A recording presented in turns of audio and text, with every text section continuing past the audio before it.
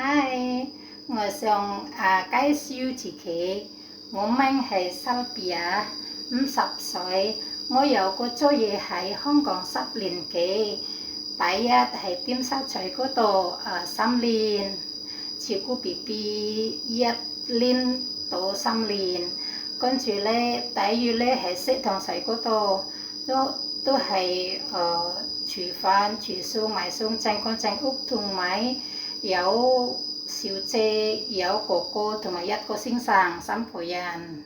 跟住咧第3咧喺旺角嗰度都係照顧 BB 嘅，照顧 BB 一個，跟住有媽媽、有爺爺、有先生、有太太。